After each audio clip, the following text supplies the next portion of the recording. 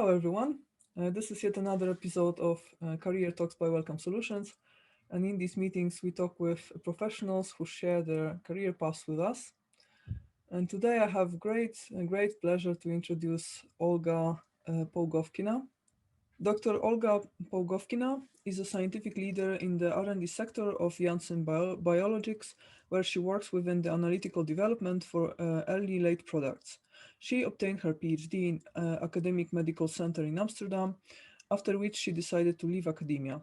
While finishing her PhD, she faced the challenges of making career choices and transitioning into industry firsthand. She also noticed that career development doesn't stop after getting your dream job, as you are constantly growing further and moving into new directions. This inspired her to start her company post-PhD career, where she gives career development advice to scientists through lectures, workshops, and coaching. Thank you so much, Olga, for joining us today and for being here. And I'm very happy to see you in person again. And I'm very curious about your story. And could you tell us a little bit more, especially about your first-hand experience with transitioning to industry? And yeah, I'm very curious about your job today and about all the background and the story. So Natalia, thank you very much for the introduction and for inviting me to your podcast. Yeah, so I think like many other PhD students or scientists in academia, I at one point I did face the question of what to do next after my PhD project. The thing is that when I noticed when I was in my master's, I thought I'll know what to do next. I didn't, but I went for PhD because I really like science and I enjoyed my master's internship. So I thought, okay, I'll go further and I'll know afterwards what I'll be doing. Yeah, fast forward a fourth year of PhD, I'm still not sure what to do. And all of all of my professional network, they are all actually in academia, and everybody who surrounds me, who I work with, postdocs, PIs, professors, they're also in academia, and all they can advise me is what I can do next in academia. So to go to a high level lab, do a good postdoc, publish, get grants. And yeah, I just got myself thinking, okay, that's one option, but is this really it? And at this point, it was already not my master's, it was already 4 years later. And I thought, okay, am I really going to postpone the decision of what to do next by another 2, 3, 4 years? Fortunately, one of my colleagues, she recommended for me to go to this postdoc career retreat, which is actually for scientists, PhDs, and postdocs in academia who want to know what to do next. It was a great 3-day retreat in a conference center, remote. So you really go there, you submerge yourself for 3 days with around 50 PhDs and postdocs with different workshops, different guest speakers who would tell about, so from academia and from industry, who would tell about the experience, about the choices that they face, about their careers. And then we also had workshops about grant writing, applying for jobs in industry, really different topics. And also we had some speed dates with different people from industry or academia who we could talk to and ask about. We had a couple of minutes to talk to them and ask about their experience and their work, etc. And most importantly, you were there for 3 days with other PhDs and postdocs who had the same doubts that you had. And really, I wasn't anymore in this in my usual work setting. And after the first day, I already understood, like, okay, actually, I want to leave academia and I want to do something else. I want to work more applied in a company, preferably in a pharmaceutical company where you can make products that will benefit the patients.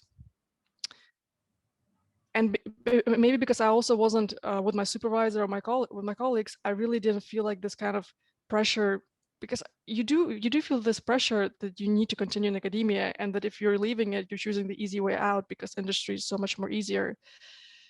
And not having this, it made the choice really easy. So then, I started, again, fast forward with finishing PhD and other other things that I was doing, I started applying for jobs. I saw a job in Janssen Biologics, and I knew about the company. The job description sounded great. I actually used the CV workshop that I attended during the retreat to write my CV and go for the interview. And yeah, I landed the job in the analytical development department where I work now. Yeah, so really happy about the choice. And then yes, so I work there now 6 years actually, but my role has been changing. So when I entered a specific role. I had specific responsibilities, and yeah, I really grew into a different role in the 6 years that I was there. So in a nutshell, this is how my company career looks like. And then at the same time, when I entered Janssen Biologics, I had other friends who were doing PhD asking me, so how did you find the job? How did you apply for it? How is it to work in the industry? Is it really boring and routine, and that you don't have any science at all? And I was really answering these questions, writing up either writing up long answers or having calls to talk about it. And I thought, actually, it's on the other side, it's much more different than what we actually learn during our PhDs or being in university. And this inspired me to first start a blog. I gave some. I had some Q&A sessions with PhD students. I also gave some workshops, and eventually this grew into a side business that I do, where I either give workshops or I also do career advice, one-on-one counseling with PhD students. Great. Actually, I would say that that was also my realization at the end of PhD, that I felt that I live in some form of bubble.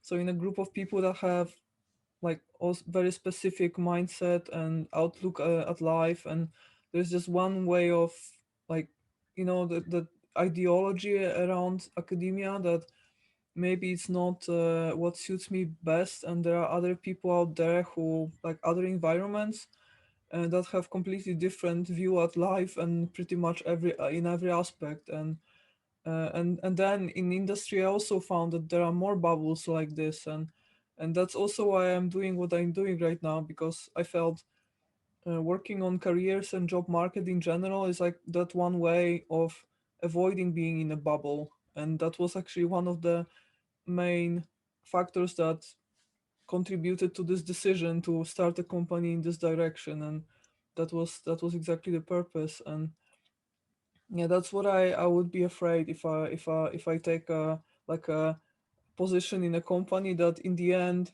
after spending a lot of time with the same group of people, even if it's a large group of people, you sooner or later can fall into certain way of thinking. And yeah, I'm trying not to avoid that. But indeed, and I think that academics I have, yeah, indeed, we are being sold certain view at industry jobs from the very beginning, and we we can't really find out before we start and we try ourselves. And it's usually that the outcome is much more positive than we would think. So how was it for you? Were the beginnings easy, like your adaptation process at the Janssen? Was it your like early days at the company? What do you remember the most? Like what was the most surprising, or what was the most difficult in the process? So Janssen is a very big company, right? And for example, so our organization, analytical development, we have a group in Leiden, but we also have one in US, in Ireland, in Switzerland. So you work a lot globally, and networking is really important. So if you enter a role, very likely that you will need to work together with other people, either also from Leiden and also from Leiden side, from other departments, and also globally. It takes a lot of time to build this network and to really build a name. So that was one thing that I found challenging, because in a like in PhD lab, yeah, you work quite closely with a team, and maybe you have collaborations externally, but it's not part of your daily work, not as much, or it's not as extensive. Maybe you have a collaboration with one or two groups externally, but it's not that you have to constantly be building a very wide network. So that was something to get used to having many phone calls actually, because before that I didn't have, and it was before Corona time, so I didn't have many virtual meetings. Yeah, and then it's a completely different way of thinking because yeah, so you still need to use science. I still work in R&D group. It's not fundamental research as I was doing it in my PhD, but you really need to apply your scientific mindset and knowledge. So you're using the same toolbox, but in a different context. Company context is business driven, so it's not during publications. And also the people that you work with, a lot of them don't have a PhD. So that means one thing, that in some cases you also need to be able to share your ideas in a way that people will understand them. Right. Yeah, and so it can also be, and it's just a different kind of dynamic. So, and even if you're not coming from academia to a company like Janssen, and I think it's the case for many other companies as well, the onboarding process takes quite some time. It takes yes, up to 6 months or even a year to really grow into your role, build a network, and get the knowledge. So it was a learning curve. It was a steep learning curve for me. Right. Well, I mean, congratulations that, from what I understood, this was the first job you applied for. Is that correct? Or, Oh, I applied for many. I mean, I applied for many jobs. I applied for many jobs in a short period, just also to practice a little bit, because honestly, I thought I was also not finished my PhD. So I was writing my PhD. I was in process of writing my PhD. It was the end was already in sight. I was working on my thesis to finalize it, but I didn't have a date yet. And I mean, my, yeah, I really thought, okay, you have to have your PhD finished before you continue with a new role. So I started applying just to get a feeling of what kind of jobs I can land, practice writing CVs, doing interviews, and I applied for a couple of jobs. A couple of them I never heard anything back. I also, yeah, but Janssen was the first interview that I actually had. And yeah, it was actually, yeah, and you fell it in was love. quite a quick, indeed. I, it was a quite quick entry into the industry. Cool. That's a good story to share. Great. Well, Janssen has a good opinion in the market, I think, as a very strong. It's what I mean is Janssen is seen as a leader in the field. So, and from what I hear, like I have to say I didn't check the Glassdoor opinions this time, but what I know from other people I know from Janssen is that they are generally really happy with their work. So yeah, congratulations. All right. So how difficult was it for you to adapt to this business intelligence type of thinking? So when you change the currency from publication based economy to actual money based economy, and you have to learn how to produce something that can, at the end of the chain actually sell.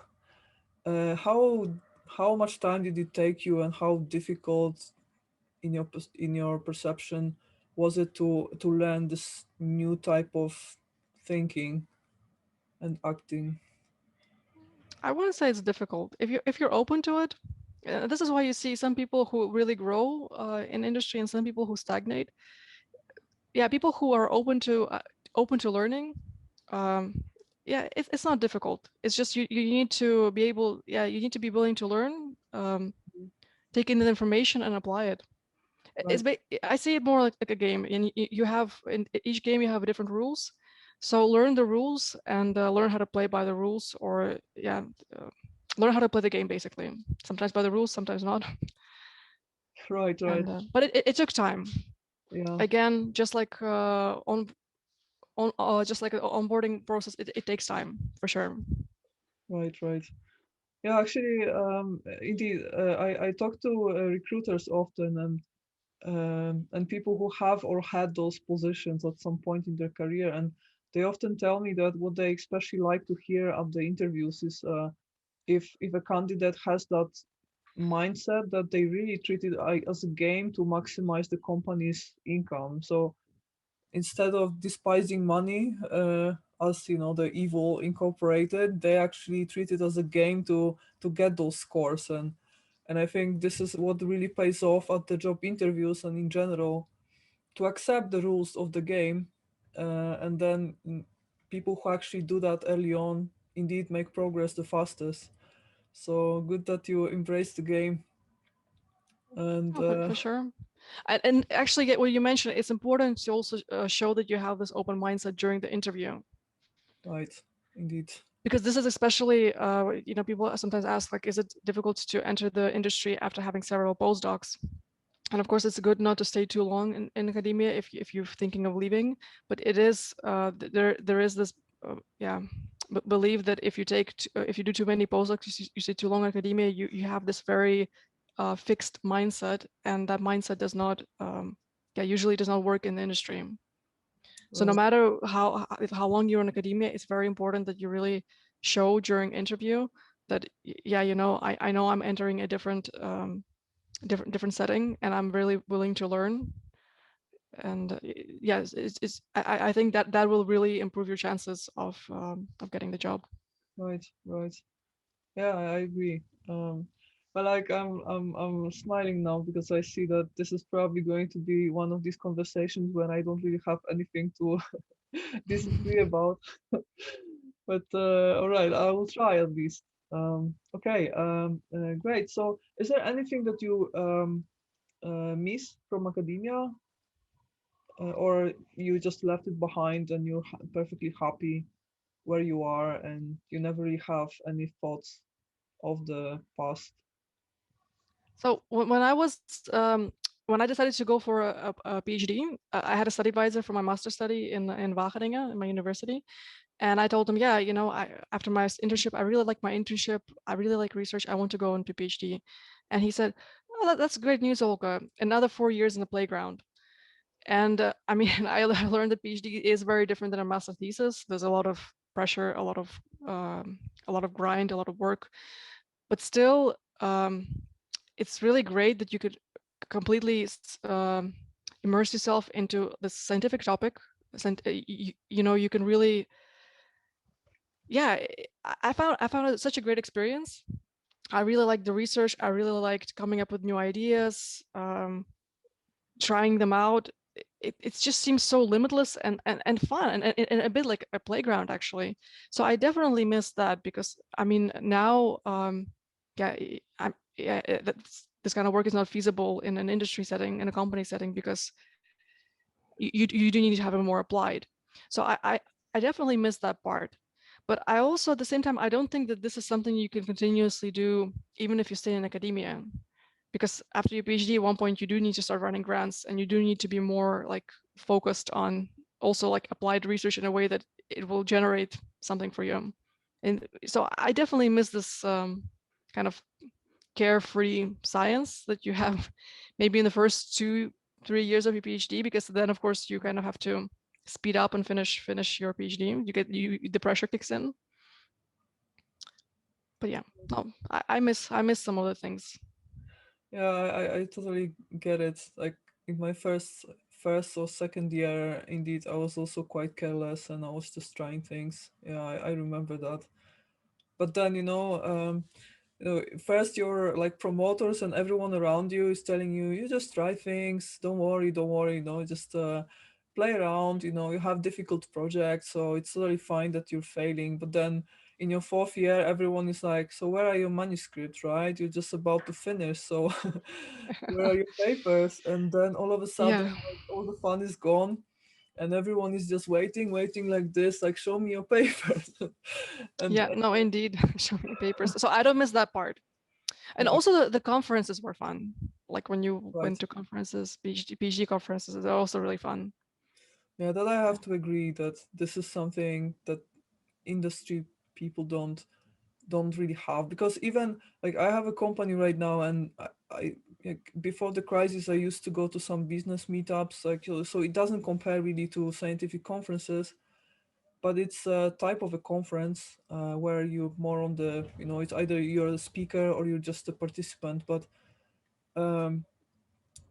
it the vibe was a bit different, because in a business conference, you have to know whom to talk to and what you can and cannot say, and it's a bit more like indeed playing a game, and then just open exchange, and you can't really show in every single detail like what you really do and how you really do it. Like you can maybe show some teasers of what you do to get people intrigued, but it's not like in scientific conferences where you can just go and just show everything, like show your pipeline, you can be proud of it. And now I'm also like doing one interesting project that I find really maybe even career changing for me, but I know that I can't really show the back end of the solution I'm building, so it's not the same type of vibe. So even if you go out to a conference and talk to people, it's you have to keep your cards close, and you can't really be as open as in the scientific conferences. So I at least And had to. it depends though, because I have been to some industry conferences or meetings that were also quite fun. And I mean, at one point you can, if you, for example, have some kind of protection like a patent over what you do, you can't share everything, of course, but you can share some things. But at the same time, academic conferences, you also, unless you have your paper almost ready or it's published, you're also not going to share what you're doing, because I mean, I've heard of cases of people being scooped. Yeah, And then their ideas were stolen. So you only share things when you're quite far ahead, because when I went to conferences, it was actually like yeah, you do want to share some things to have collaborations, but you don't want to share too much. It was still quite political. So I mean, I remember having this discussion with my supervisor, like, yeah, so how much can we share about a project and what we do? And I found it quite challenging, because on one hand, you do want to share just enough to have talk to people and also possibly build collaborations. right, But if you share too much, yeah, right. there goes your manuscript. Actually, I have to say that my promoter had a completely different approach. He actually used to share more than was actually done. So I had some ideas of what I want to do next, and he was actually talking about it in the conference with other people in the field, because he knew that now I have to really do it because they Yeah. already know, and they are like waiting and see, like tracking what we do, and they are expecting some cool results, and I'm like, all right, I mean, I didn't do it yet, so now I have to get down to the gallows and actually do it. So my promoter was kind of using conferences to actually kick me, to push me to work harder. So usually what was shared was what, like, like 3 steps ahead from what was actually done. So that was a bit stressful too, because then expectations were really like high, and sometimes the project was not going the way that we expected, and then he was like, oh well, what do I say now, because like everyone is already waiting, like my network is waiting for the results, and we don't have anything. So yeah, like there are different strategies, I would say. And yeah, Interesting to hear that we have different experiences. yeah, Yeah, finally. I guess it depends on the supervisor and also on the field, maybe on the competitors. Right. Yeah. Yeah, Yeah. Yeah. Yeah. but there, I noticed quite early on that there's a lot of politics also in academia. Um, yeah, and I mean, depends which research you're on, but there's like a small field of like top labs, and then yeah, Right. there's quite some political stuff going on there. But yeah, when you enter, you don't leave politics, because when you enter yeah, industry, there are different type of politics. So just what I said, it's like a different game, different rules, and it's just really important to learn what they are, and I see. not have the illusion that they're the same as they were when you left, and not also have an illusion that if you leave academia, you leave everything that's maybe not that good, negative, Mhm. because there's always some minus points everywhere you go. Okay. Actually, I'm tempted to ask you a bit controversial question, which I'll go is, for it. well, what would you say? Like, how would you react to the statement that in industry, like unlike in academia, in industry you can actually make the whole career happen without being too competent, just only on the basis of your political moves and your social skills. Because in academia, there's lots of politics, of course, but I have a feeling that still to become a full professor, at least to some extent, you have to use your competencies and be an expert. Maybe not the noblest level, but it's hard to really get through the whole career only based on other people's work and concepts and expertise, and without having anything to propose by yourself. Whereas what I also often hear is that in industry, technically it's quite like possible to become really high, get to high management levels without really having any like viable expertise, just by playing Game of Thrones and being good with people. That's what I sometimes hear. But I would like to hear your opinion about it. Okay, so I mean, I have experience with one company, so I can't speak for the whole industry. Like from what I really see, I mean, first of all, like what you say, playing Games of Thrones, so being strategic and good with people, they're also skills. So these, so I mean, this is one thing when you enter industries, so in academia, one of your main skills is science, right? And when you enter industry, it's science, but it's also building up on other skills and people skills, very important, especially if you want to go to management level to a high level. Being strategic also important. So if you have these two, it doesn't mean that you're incompetent. But then, okay, you mentioned that somebody who doesn't do anything else, they just go to talking, being, making relationships, and that they move further ahead. Um, this can work to a certain extent. I mean, you can kind of fluff your way up to a certain level, but yeah, at a certain point, it just doesn't work.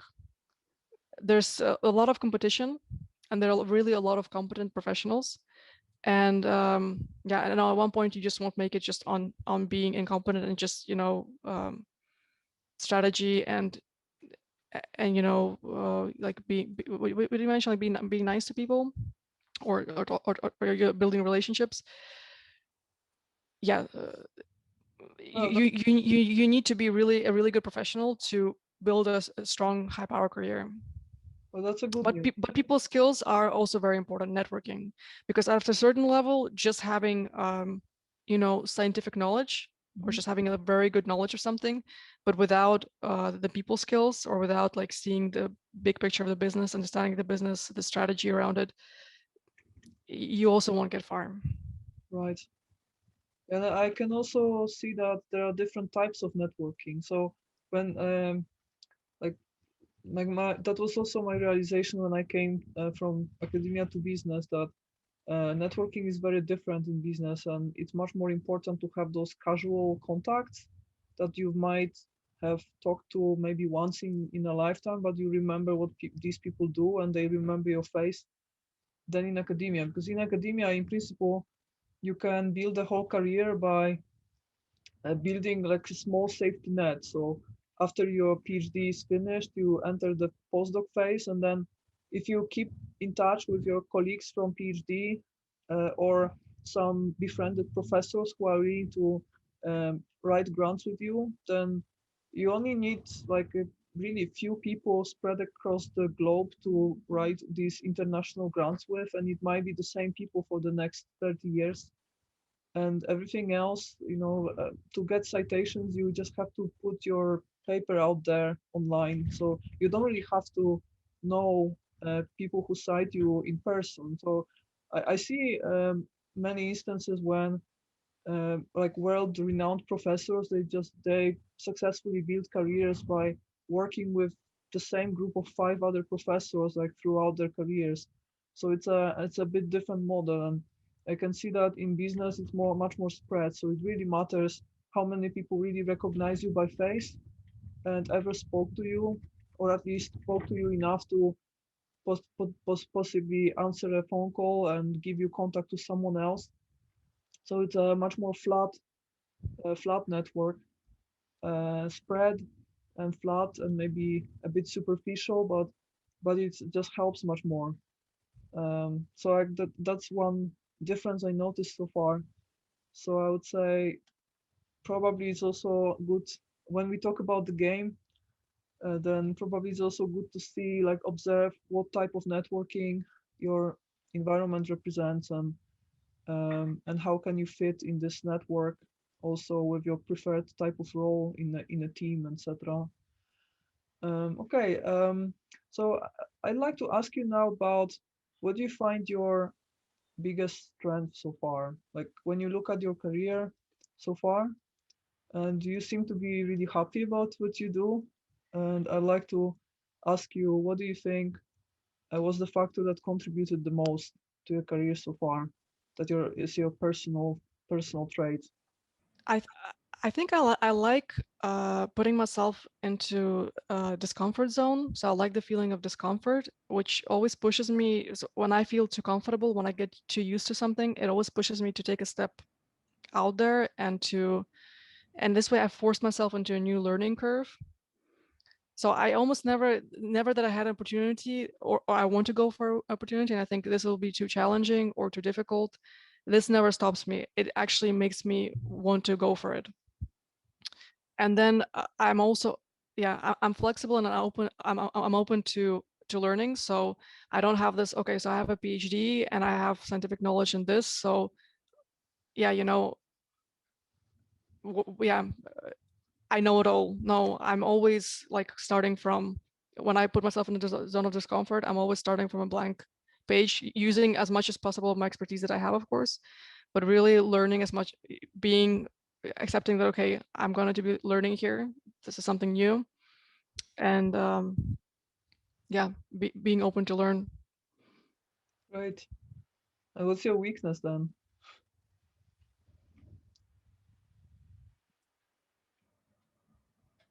Hard question. Which one? Now let me just, The top one. yeah, I'm quite self-critical and perfectionistic, and I really have to tell myself, sometimes good enough is good enough. So I catch myself really pushing myself um, for really perfect results, and I have to always remind myself, like, okay, what will be good enough? And yeah, I think that's one of my weaknesses that I really fight. Well, actually, I've just realized that asking a career expert this question is not a good idea because you give all the perfect answers, you give like exactly the answer that the recruiters would extremely like to hear at the interview, which is this like bad, value, the bad quality that is not really bad, that's yeah, but I mean, I understand that. Yeah, but I Yeah, don't believe it. Like but honestly, I wouldn't use it for each. I won't use it for each interview. This one, it depends on the role. If I would actually prepare for the interview and I'll be like, okay, a specific role, because I also said to you right now, which one? Because I have several weaknesses that I'm working on, like my development points. right. Um, but I think just in the context of this interview, it's easy. It was easier to use this one. Uh-huh. Um, but Uh, yeah, this question of your weakness is the one that is used a lot, and yeah, it's a really important one. So it's important to prepare for it. But just as you do with your CV and interview, for each position or for position you apply, you should really prepare this question with a certain thought or what you want to communicate with it. right. Yeah. Yeah. Indeed. Okay, so let's talk a little bit about your side hustle as a career advisor.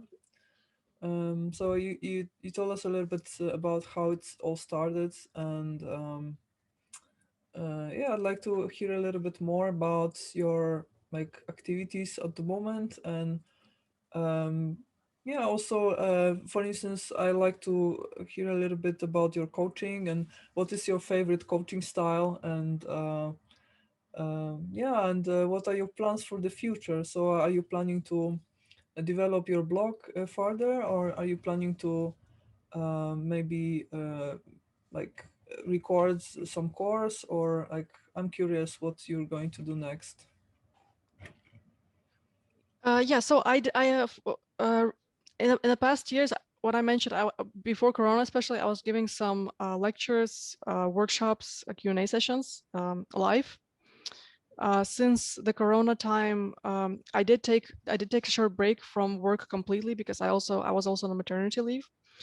While I was working still, I did give some.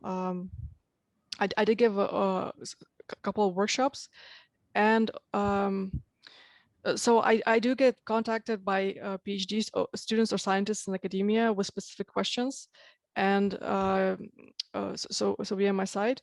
And in some cases, I usually just have a phone call with them, and in some cases, I can answer something straight away, and it's enough. So you know, I'm really just open to having a talk and without any strings attached. And then sometimes it ends up in a more like of the relationship that we do, either coaching or that we do a couple of sessions that we talk about the career or the next steps. Yeah, so it's quite diverse. Okay, yeah, I was curious because And then about what I want to do next, actually, I want to do some more of um, yeah, a blog. I will work more on my blog because I also like writing. So I will be publishing more things in the future. But I also want to explore other media like audio or video, especially audio. Myself really, I'm really into audio format, and I got hooked on podcasts and also on audiobooks. So it's so much more easier to yeah, to actually consume, or not consume, but yeah, to get, because to read something you really need to sit down, or yeah, you know what I mean, right? So I want to explore more with other formats. right. That I yeah, I agree with that. I think I mean, let's be real. Like today, consuming audiovisual content is so much more, like so much easier. Especially if your day job is all about reading and writing, then you're just tired. And I have a feeling that friends of mine who are PhDs, like still in academia, they often spend less time in their free time on actually reading than Mhm. friends who are not. And the reason is that there is only so much you can squeeze into your brain, like text wise, and yeah, No, and indeed, and also for your eyes, like just your eyes. If you spend, because as a PhD, maybe you also spend some doing some lab work, but for my case right now, I spend a lot of time behind computer. So then also just reading even paper, but reading like screens, I try to limit it. right, And I got hooked up to audiobooks during my PhD, because it was either while I was doing like very long monotonous pipetting experiments that I would have to like, experiments were fun, but you had to sometimes do hours of cell culturing or pipetting. And I was also driving to Amsterdam from The Hague, which was like 1 hour commute there, and then 1 hour back, sometimes traffic. And at that point, you didn't have music streaming, so you had to download, like either download all your music. And I was really out of ideas what to listen to, so I started listening to different like back then. I'm not sure there were really podcasts, but I started listening to audiobooks, and then eventually to podcasts. right. Because also what you mentioned, like there was a point with reading all the articles next to my scientific like experimental work. I just didn't have the mental energy to read a book, an actual book, to sit down and read something. I just wanted to get outside or do something else. Right. Yeah, I fully agree with this, and I have a plan actually. At the moment, my first book is out for some time now, but my second book is not finished yet, and in the future, I'm thinking about the third one, and I have a vicious plan that after my third book is out, I will start working with some professional to record the audiobooks. Well, I feel That that would be very smart. Yeah. like I didn't want to do it now because I'm busy with a lot of different things, and books are not. This is not the main source of income either way, so it's not my main um, occupation right now, to like my main concern to increase the sales of a book. But I know that the audience would grow if there is an audiobook and it's just more convenient, and today it's just better suited for the times we have and for a good reason. So like that's definitely a plan. I'm actually looking. I think in the future I would like to find some, preferably a guy with a really like deep, like teddy bear type voice. That's the plan. So if you know someone like this, or anyone who's watching, then please let me know, because that would be my perfect speaker for the audiobooks, for sure. Uh, Okay. yeah. Yeah. Really, Um, no right. worries. I'll pay attention if I hear anything on podcasts or Audible that I think would fit what you're describing. I'll let you know. Yeah. Yeah. I think there is some authors basically record audiobooks themselves. I Mm-hmm. think I think it's good practice to record at least an introduction or this one page of text with your own voice to make it more personal. But in the end, I think if you don't have a typical radio voice, then it's better to leave the job to professionals, I feel. So Yeah, that's why I don't want to do it now. I will just wait. Uh, good thought. Because I listened to really over 100 audiobooks, and some of them were read by authors. And in some cases, it's great because the authors they read the book and then they also make some comments about some sections that you won't read actually in the actual book. Um, but yeah, some were actually read by authors, and you would think, okay, better not have done it. I also heard bad narrations of books, like that were outsourced, and they just weren't good. So it really ruins the experience. It's definitely worth to invest in a good a good narrator. And yeah, the audio book industry is really booming. So I think you'll definitely get returns on it. You'll have a much more higher exposure of people who listen to books. And your idea with like reading something first in the beginning, that's also great because again, some authors do. They have like this pre-word or the personal note, which is great because it's amazing. Like you actually, yeah, it's another experience that you don't get when you actually read a book, just a paperback.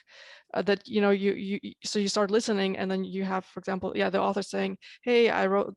Thank you for like picking up this book. I wrote this book with this, like something personal, like some forward." A great idea, and then they also hear your voice. It's really personal. But then the rest of the book, if you think that you might not do it such a great job at it, yeah, that you have a good narrator that right. you're happy about. Yeah, no, sounds like a great plan. Right. Right. And just curious, so you have one book that's published and which I've seen, and like what's out there for me, I think, right? Something like along these lines. Yeah. And there's you're working on a book and you want to make a third book. And can you share which what they are about, I'm or is interviewed it? now. Cool. Oh. Good. Good. Yeah. Well, second one is in the workings. It's the title, like the working title, is "The Longest Journey on Dream Jobs and Where to Find Them." That's Mhm. kind of paraphrase from J.K. Rowling's book, and yeah, it's basically it's a general guidebook to self-navigating in the job market, because I feel that some of the concepts that I put into the first book, they are much more universal than just PhD careers. And I got feedback from lots of people, like mostly my friends, who only read the book because they know me and wouldn't do otherwise, because they don't have a PhD title and they work in industry ever since they graduated from masters. And they told me, "Hey, this is so useful for me. Why do you did you only write this for masters, that for PhDs?" So I was like, "Yeah, actually, there is some content there that is of general interest, and I should make it such." And just basically scale up this book further. And there are also lots of aspects about, what are the laws of physics of job market in general. So how does the job market evolve, and what types of changes have predictable consequences, and what types of like events have unpredictable consequences, and how can we learn to at least partially predict what will be on top in the job market in 5 years, and this kind of problem. So it's just very general book about self-navigating well, and about what the people who self-navigate well actually have in common, and what types of what mindset they share, to be able to find these uh, sweet spot in the job market where they fit best and where they feel the happiest. And I talked to a lot of people who have quite non-typical professions, quite rare professions, and to find out how they found their place, because you know no one will tell you at school to be well, let's say a chess player or wedding planner. These are not the things that your teachers or family will tell you to do, but some people actually found that opportunity, and they are perfectly happy, and they feel that they found their way of living, and this is it. And I was curious, like, how did they find out if no one told them to do this? And yeah, and I put together what I learned from all these people, and I think there is like one common mindset that regardless of the discipline is quite universally working. And yeah, so those kinds of topics. So that's the first one. And the next one I'm planning to write in some time, and not now. And it's more about business development and how to build a company without any financial resources whatsoever, by just only using your strengths, like personal strengths, and how to leverage this company. But I will only I will only write that one. Like, I started, but I will only finish after I make sure that all these strategies that I'm working on actually work, Yeah, and that yeah. will be verified by the market. So I still need like 3 or 5 more years to really be able to tell, okay, this works, and that's how you can do it. But I like to write something like this. Yeah. Sounds like a really valuable thing. Great that you're doing it, and great that you have such a planning also. Like you don't have a strict planning, but at least you have some ideas that you want to do along the Yeah, road. yeah. But So, that's the part of this strategy for self-navigating, that it's more like using heuristics than planning in like precisely day by day or year by year which like milestones I want to get to, because it really depends on what happens, and you have to just react to the situation. And for instance, now I'm working on a test, like the aptitude test, that will help people better decide which career path to go for. But I only expanded on this test because I made a smaller version of the same test, and I use it for my courses, and the participants really like that one. And they were actually, from the whole like 16 hours of a workshop, it's like half an hour when they solve this test is actually their favorite time usually. And I'm like, mhm. okay, so this apparently really makes people feel they get a lot of value, and uh, and they feel it's a well spent time. And some people come to the course especially for this test, so I'm like, okay, well then apparently this is something that can be a standalone project and standalone product in the future. So let's just work more on this side, and do it better, do it bigger, um, make it more universal, and just yeah, launch it as a separate project. And so like I'm just in general, like, I have general directions, but I have to adjust to whatever happens. And I don't really think too much about what my competition is doing. I think about what the clients want.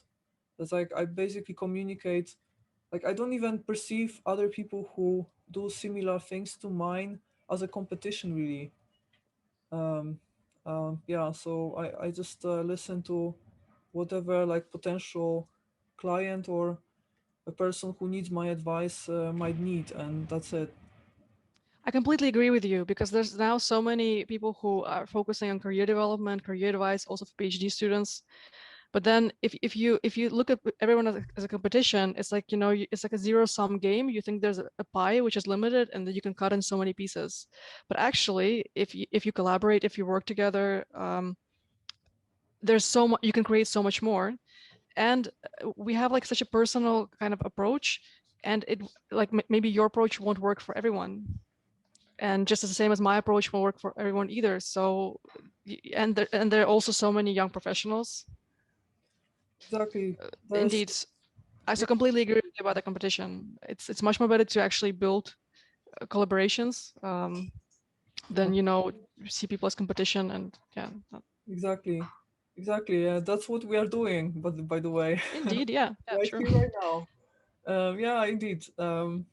Yeah, it's kind of funny. Like last week in free time, I was watching the Australian edition of the Survivor show, and like for some reason, it was just randomly came to my YouTube suggested movies, and I started watching, and like I could see many parallels to daily life when we talk about games, and yeah, like whoever comes to the end is because of the social bonds they build, and not because they are the biggest, the strongest, and yeah, they are the people who have best relations with others, and that's in the end, that's how you win any game. That's pretty much universal advice.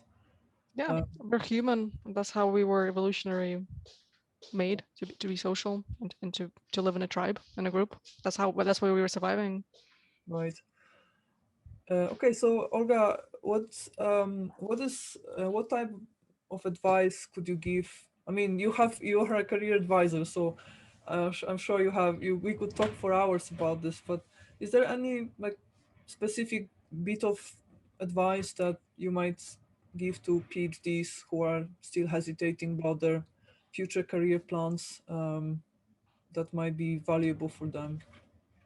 Yeah. If you see any obstacles, limitations, really ask yourself how much are they real, and how much is it the assumption that you're making. Um, when I was finishing my PhD, I thought, okay, going to industry would be, trading down. I was building all those assumptions. I thought like also I'll be looked down at people in academia if I would do it.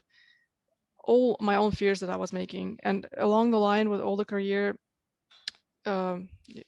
developments that I was doing, so many cases we tend to picture things that are that are obstacles or that scare us, and end of the day we're making them. So really ask yourself. I was also thinking, yeah, I can't apply for a job before I finish my PhD. Not true. uh, I can't do this because I'm not able to do this. And so always really question yourself, really, is this real or am I making it up? Yeah, that's a very good one.